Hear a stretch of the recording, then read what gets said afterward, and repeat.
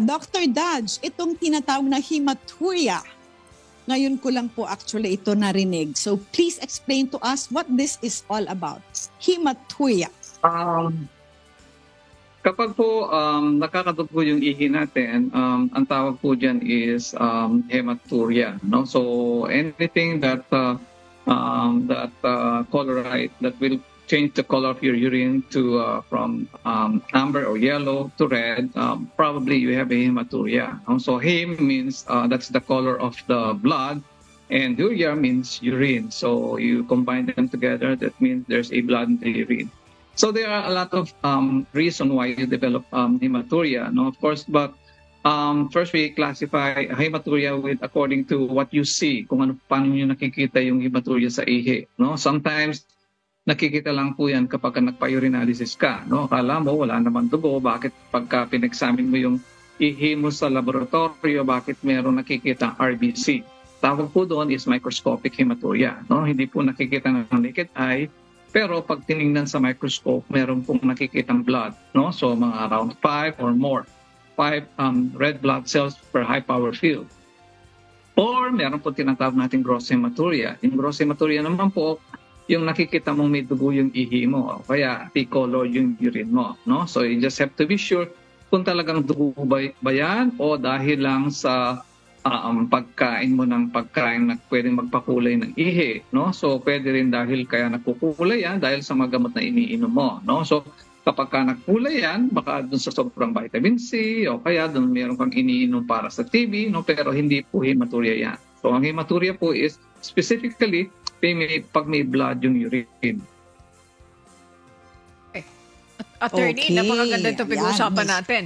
Yes, go ahead, attorney. Mamaya pagkatapos mo, may isisingit akong tanong. Go, please, attorney Dot. Okay, sige. Dr. Dodge, okay, so na-explain po ninyo sa amin kung ano po yung hematuria. Ano po ba yung mga symptoms na meron pong blood sa ating urine? Aside from yung sinabi po ninyo na minsan kulay pula. How would we know, especially if hindi naman nakikita with our eyes? Kasi sabi po ninyo, merong nakikita lang sa microscope. Ano po ang symptoms? Ayan, sige, balik po tayo dun sa ano ang symptoms na meron tayong hematuria. Opo. Depende po kung anong reason kung bakit kayo nagkakaroon ng hematuria, no? So let's say the most common o pangkaraniwang dahilan kung bakit kayo nagkakaroon ng dugo yung ihi is urinary tract infection, no? Of course, kapag may urinary tract infection po kayo, may mahapdi sa pag-ihi, no? Mahapdi o kaya usually kadalasan sa mga babae ito, no? So mas madalas sila magkaroon ng blood sa urine kapag meron silang urinary tract infection. Mahapdi yung pag-ihi, mainit yung pag-ihi, pagkatapos parang ihi ka ng ihi, parang hindi nauubos yung ihi mo, no? That is the most common cause of hematuria, no? Especially among female, no? And then the second one is kapag meron kayong stone, no? Meron po kayong bato sa daanan ng ihi. Ang tawag natin doon is urolithiasis as a general term. Pero depende po kung nasaan yung location ng bato nyo. Kunyari, nasa kidney yan, ang tawag doon, nephrolithiasis. Kunyari, nasa ureter yan, ureterolithiasis. Depende po sa part ng urinary tract kung nasaan nakalodge o nakalagay yung bato nyo, no? Pwede po sa panto. O kaya, kapag nakakaedad na po kayo, dahil pwede sa prostate, dahil sa lumalaki yung prostate, nahirapan kayong umihi, pwede kayong magkaroon ng dugo sa ihi. Or, in worst case scenario, sometimes you don't feel anything pero nakakadugo yung ihi nyo, no? So one of the more common, kapag wala kayong nararamdaman, pero nakita nyo nakakadugo yung ihi, is baka meron po kayong tumor. O may tumor kadalasan sa daanan ng ihi o kaya sa pantog, no? Pag may tumor po kayo dyan, nakakita kayo ng dugo sa ihi pero wala kayong nararamdaman. Walang hapde, walang sakit sa likod, no? Pero nakakadugo yung ihi nyo. Ngayon, kung sakasakali po, no, meron namang ibang problema na may tinatawag nating nephritic syndrome o kaya yung mga may problema sa kidney, no? So kapag nagkakaroon ng dugo yung ihi sa microscope, no, tinitingnan sa microscope, laging may dugo yung ihi nyo, wala kayong bato, wala kayong tumor, wala kayong infection, pero laging may dugo. Baka ang problema po doon, meron kayong problema sa kidney, no? So one of the more common cause of problems in the kidney, that is in the parenchyma o laman ng kidney, is usually hypertension, diabetes, or chronic infection like glomerulonephritis or chronic pyelonephritis. These are the more common cause of hematuria in the urine. Okay? And then, usually kapag po nag-exercise kayo o kaya na-injure kayo, nasiko kayo, tinamaan ho yung kidney nyo, pwede kayo rin di kayo magkadugo sa ihi o any part of the urinary tract na pwedeng matamaan, ma-aksidente, pwede kayong magkadugo sa ihi. Pwede nga yung exercise lang, no? Pwede rin kayong magkaroon ng dugo sa ihi. No? So, hindi naman lahat ng may dugo sa ihi is significant o may clinical significance. Sometimes, wala namang po clinical significance. Kaya kung sakaling nagkaroon ng dugo sa ihi na nakikita sa microscope, ang pinakamaganda dyan, magpatingin po kayo sa doktor para maimbestigahan kung ano pong dahilan kung bakit nagkakaroon ng dugo yung ihi nyo. No? Pero sometimes, yun na nga, kapag may nararamdaman kayo, like sumasakit yung likod nyo, mahapdi yung pag-ihi nyo, tapos nagkaroon ng dugo yung ihi nyo, baka ang dahilan yan is an urinary tract infection o kaya meron kayong bato sa kidney. These are the two more common causes of hematuria or blood in your urine. Attorney Dot? Okay. Yes, comprehensive ng sagot ni Doc. Correct. Doc, Miss Annie, kung may itatanong ka, meron lang akong follow-up question na Yes, go ahead, kasi Attorney. binenso ni Doc. Opo. Ang sinabi kasi ni Doc kanina, one of the possible causes kung bakit meron kang hematuria or bakit meron kang blood sa iyong urine ay meron kang bato. And sabi niya, pwede kang may bato dito, may bato ka dyan. Ang dami palang pwedeng paglagyan ng bato. Doc, I think this is very important to many Filipinos. Kasi pag nagpa-test ka, ba talagang sasabihin meron kang bato? Wala ka namang alam kung bakit. Ano po ang cause ng pagkakaroon ng bato sa iba't ibang parte ng ating katawan para po maiwasan na po natin yan. Kasi sabi nga po ninyo, pwedeng yan po ang dahilan kung bakit merong hematuria. Go ahead po, Doc. Yan po ang laging tinatanong sa amin ng mga pasyente kung anong dahilan, kung paano po maiiwasan para po hindi sila magkaroon ng bato. Sometimes, ang pinaka-dahilan po dyan is kapag po kayo hindi ganong umiinom ng tubig at mahilig kayo sa maalat. Sometimes, if you are a stone former, forever you will be a stone former.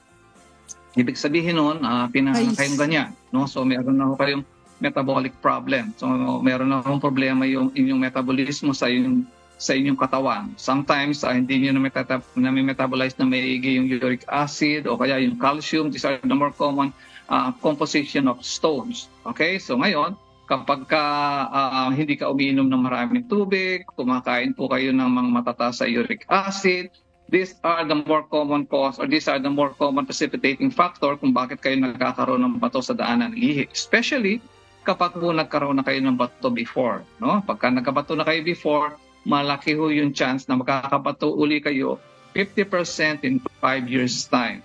Okay? So ngayon, ano po ang ina-advise namin kung sakasakali para hindi ho kayo magkaroon ng bato? Ang tangi pong mai-advise namin sa inyo is iinom lang po kayo ng maraming tubig. Especially, kunyari, stone former po kayo, at least mga 10 to 12 glasses a day ang iinumin mong tubig. The more, the better. Habang mas madalas kang umihi, mas malaki yung chance na hindi ka magkakaroon ng stone. Kasi yung crystal po, yung parang buhangin o kaya yung asin na nakukuha natin o dumadaan sa daanan ng ihi, kapag tumagal ho yan, especially kapag nagpipigil ka ng ihi, pwede po magdidikit-dikit yung mga crystal na yan. Yung asin, magdidikit-dikit yan. Pag nagdikit-dikit po yan, magiging bato yan. Mahihirapan kong ilabas sa daanan ng ihi. Diyan na magsisimula yung bato. No? Dadaan po yan sa masikip na daanan ng ihi natin. No? Napakasakit po niyan pagka dumaan yan sa tinatawag nating ureter. O yung tubo na kukonekta mula sa kidney papunta sa pantot. No? So relatively maliit lang ho yan. Maliit lang yung daluyan na yan. No? So siguro mga 0.4 mm lang o 4 mm lang ho yung size ng lumen niya. Kaya mahihirapan nung ilabas yung mga bato. Kaya ako nagpo-cause ng pain. Okay, so ngayon, sabi niyo sa akin, paano maiiwasan? Yun lang po, inom ng maraming tubig, yung kaya nyo, at saka kailangan iiwas po kayo sa masyadong maalat na pagkain. Hindi ko na po kayo sasabihin kung anong mga pagkain ang nagkukos ng bato. No? So, kasi kapag sinabi ko na ho lahat sa inyo yan, baka hindi na po kayo mag-enjoy sa buhay nyo. No? So, sasabihin ko sa inyo, kayong kakain ng Huwag na kayong kakain ng steak, huwag kayong kakain ng chichirya, huwag kayong kakain ng mani, huwag kakain ng mga cashew, lahat ng pagkain nag-iensa natin. Baka hindi na kayo mag-enjoy sa buhay nyo. No? So kaya dalawa lang po ang aking advice. Uminom kayo maraming tubig, pagkatapos iwasan nyo masyadong maalat na pagkain. Okay, ang cute naman ni Dr. Dodge. Kompleto. Oo. Kompletong-kompleto ang sagot, di ba, Miss Annie? That's correct. Alam mo, Miss Annie, bago ko ibigay sa'yo, no, ito na. Opo. Parang naaawa din ako dun sa mga walang makain, no, na alam ko ito, Miss Annie, from personal experience, kasi umiikot din ako, no, pag nagdi-distribute kami ng mga relief goods, etc., nakakausap din po natin yung mga talagang hirap sa buhay. Alam mo ba, Miss Annie, napakarami sa kanila, kanin lang at saka asin. Yun na yung ulam nila. Di sila rin yung, alam mo yung rock salt, Miss Annie, ayan, sinasabi ni Doc, masama yan. Lalo na kung inaaraw-araw mo yan, di masusugatan ka talaga. Bubuo ng kristal, magiging bato. Sila pa, no? Sila na nga yung nangangailangan ng tulong. Sila pa para kumain, para makakain sila pa ang nagkakaroon ng ganitong sakit. I don't know what we can do. Okay, Miss Annie, it's your turn. Thank you very much, Attorney Dot. And gusto ko lang susugan, kanina kasi may binabanggit si Dr. Dodge na yung pag-inom ng tubig is very important. Meron kami ditong case, Attorney, na traffic policeman siya for several years. Hindi siya, syempre sa traffic, di ba po, Attorney, matagal yung binababad niya doon. Hindi siya umiinom ng marami kasi ayaw niyang umihi at iwanan yung kanyang pwesto. Sa madaling salita, tama si Dr. Dodge, nagkaroon siya ng ganong klaseng sakit. So, I don't know kung paano naman i-manage yan. Ano po, yung mga MMDA natin, di ba, nakababad din sila. Hindi sila umiinom basta-basta, di ba po? Pero ngayon, marami na rin kasi yan, Attorney, pwedeng reliebo. So, the importance yung pag-inom ng tubig. Ngayon naman, Dr. Dodge, pwede natin palawakin at i-emphasize natin ang gusto. Let's say, for example, mayroon ka ng hematuria. Ano ba yung proper? Ano ba yung tamang management? Ano ba yung tamang treatment doon sa hematuria? Dr. Dodge, thank you. Kapag po, ayan po is very alarming. No? Pagka nagkaroon ka ng dugo sa ihi na hindi ka naman kasama, hindi ka naman nagme-menstruate o hindi naman kasama sa menstruation yan. No? So, kapag nakita mo may dugo yung ihi o may dugo dun sa bawal ng ihian nyo na hindi naman palagay mo hindi naman menstruation, that is the first thing that will alarm you. No? So matatakot ka, bakit may dugo yung ihi nyo? Sometimes kung may sakit-sakit lang, hindi nyo pinapansin-pansin yan. Pero kapag nakadugo yung ihi nyo, sometimes it is quite alarming. No? So paano po ang ginagawa dyan? Usually, ang first thing that you have to do is, of course, you have to go to the doctor. No? Puntahan nyo po yung doktor. Hindi pwedeng gamutin nyo ng sarili yan. Kailangan po alamin muna kung anong dahilan kung bakit nakakadugo yung ihi. The only thing to treat you is to determine first what could have caused the hematuria. Kung ano po yung naging dahilan kung bakit kayo nagkaroon ng hematuria. Okay? So, sinabi ko na po yung mga pangkaraniwang dahilan. No? Una is baka infection lang. Kung infection lang, antibiotic lang po yung katapat niya. No? So, in a matter of 3 days, mawawala na yung dugo niya. Okay? Pangalawa, kung meron po kayong bato, kailangan alamin muna natin kung nasaan po yung bato, gaano kalaki yung bato, at saka nagkukos ba yan ng infection o hindi. It depends on the location of the stone. Doon natin ipapattern yung management natin. No? Kung maliit lang po yan, hindi naman kailangan operahan. Pwede po yung bigyan lang ng gamot, pagkatapos lumalabas po yan ng kusa kung maliit lang. No? Gaano po kaliit yan, Doc? At least mga 4 millimeters or less. No? Kapag gano'n lang kaliit yung bato nyo, no? Pwede naman pong ilabas ng walang ginagawa dyan. Painumin lang kayo maraming tubig at bibigyan kayo ng pain reliever at bibigyan kayo ng gamot pamparelax ng daanan ng ihi. Ngayon, kung sakasakali po masyadong malaki yan, dyan na po tayo dapat mag-intervene. Dyan kailangan makita kayo ng urologist para mabigyan kayo ng options kung anong pwedeng gawin kung sakasakaling nagkukos ng problema sa inyo yung mga batong yan. Okay? Ngayon, kung sakasakali naman po merong ibang dahilan kung bakit nakakadugo yung ihi nyo, like meron po kayong tumor, meron kayong prostate, meron kayong kakaibang sakit na congenital, dyan kakailangan ng urologist. No? Alamin po yung dahilan kung bakit nagkaroon kayo ng hematuria, pero dapat po dyan, hindi nyo po yan pinapabayaan kasi lalala po yan. No? So habang tumatagal, lalo yung magiging chronic o magiging malaking problema sa inyo kapag pinabayaan yan. That is the only thing that I have to advise you. Kapag nakakita po kayo ng dugo sa ihi, kailangan you have to see a doctor immediately. No, not necessarily a urologist, pero mas maganda kung neurologist. Okay, Attorney Dot, isa na lang, Attorney Dot. What if, sinet aside mo, pinabayaan mo yan? What will happen po, Dr. Dodge? Ano kung pinakamatindi, pinakamalala na pwede mangyari? Of course.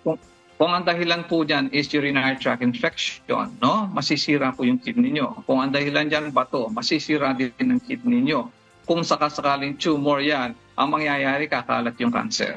Okay? So eventually, makakailangan kayo ng dialysis. O, lahat po ng tao ayaw pa-dialysis, no? So lahat po ng mga pasyente pumupunta sa amin, ang sasabihin sa inyo kapag kailangan na kayo i-dialysis, ayaw ko pong pa-dialysis, doc. Pero eventually, after ng maraming paraan para bumaba yung kanilang creatinine, para ma-improve yung function ng kidney nila, hindi natin ma-improve, mauuwi rin sa dialysis. No? So, ayaw po natin lahat mangyari sa atin yan na maghanap kayo ng donor para maging transplant, maging kidney donor nyo sa transplant nyo. No? Kung hindi nyo kakayanin ng dialysis. So, ayaw po natin mangyari lahat sa inyo yan. So, para hindi mangyari sa inyo, kailangan maagapan. Alamin kung anong dahilan, kung bakit nagkaroon kayo ng hematuria para mabigyan ng karampatang lunas immediately. Thank you so much for that, Dr. Dodge. Attorney Dot, ibalik ko sa inyo. Alam ko, hahabol pa kayo ng ilang katanungan. Go please. Thank you. Okay. Yes, Miss Annie, kasi di ba, very educational. Ang galing ni Doc sumagot. Parang teacher yata itong si Dr. Dodge. Dr. Dodge, sa mga nakikinig po sa atin, oo, tingin ko ang galing Dr. Dodge, sa mga nakikinig po sa atin na wala pa silang hematuria, wala naman silang nararamdaman, sinabi na po ninyo kanina, ano ang pwedeng gawin? Basta kailangan lagi kayong iinom ng tubig, iiwasan ninyo yung maalat. Pero kapag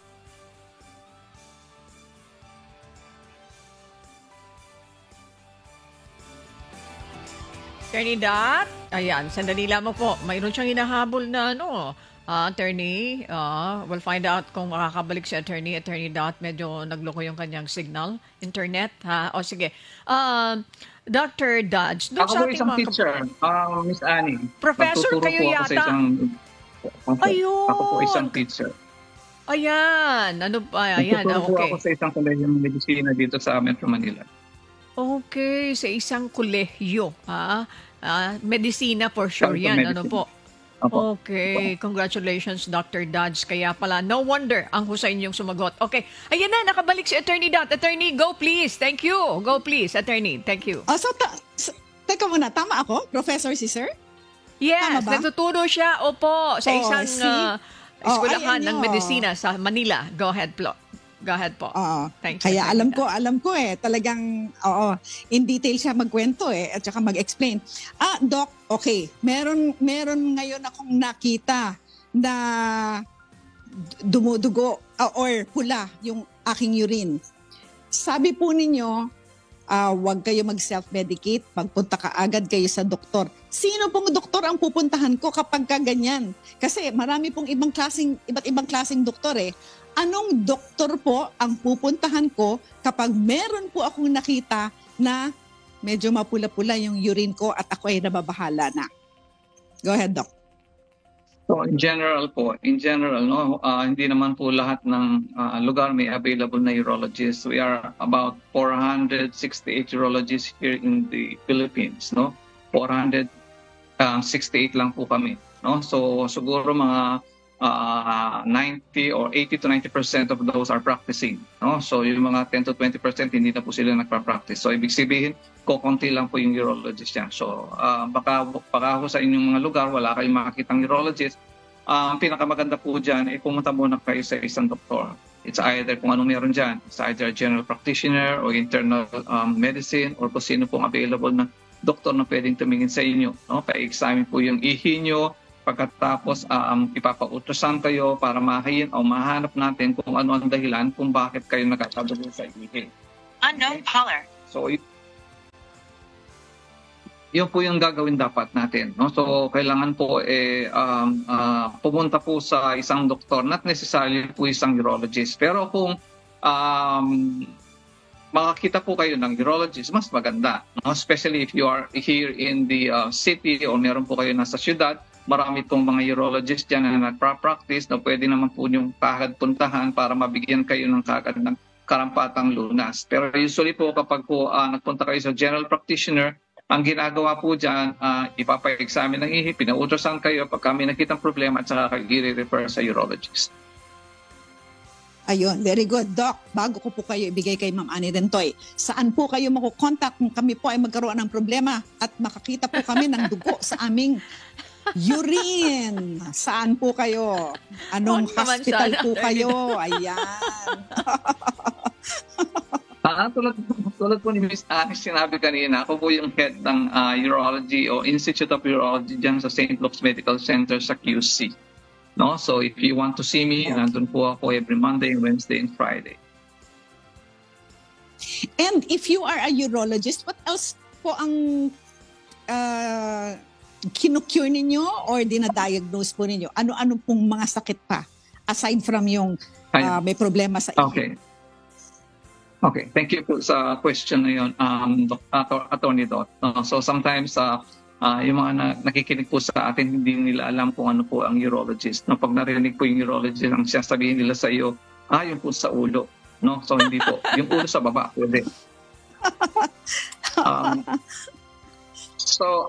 Ang urologist po is the one treating the conditions that affects your kidney, your ureter, your bladder, your prostate, your testis, and your genitourinary organ. No? Lahat po ng dinadaanan ng ating ihi. No? So, yung nephrologist po, ang ginagamot po nila yung kidney lang. Sila po yung mga nagda-dialysis, pero ang urologist po, kami po yung nag-o-opera. No? Ino-operahan po namin yung prostate. No? Kunyari, meron po kayo infertility o hindi kayo magkaanak, ang urologist po ang tutulong sa inyo. Kunyari po, meron po any other may tumor po sa any other organ along the genitourinary tract, sa kidney, sa ureter, sa bladder, sa prostate, or even sa ari nyo. So urologist po ang gumagamot sa inyo. No? So, kunyari po, hindi kayo, nagkakaroon po kayo ng erectile dysfunction, nagkaroon premature ejaculation, may sexual problem po kayo, especially yung mga lalaki, urologist din po ang gumagamot dyan. No? So, basically, ang urologist po is specializing on the genitourinary organ. Okay? So, yung pong hindi magkaanak, infertility, so, sa amin din po yan.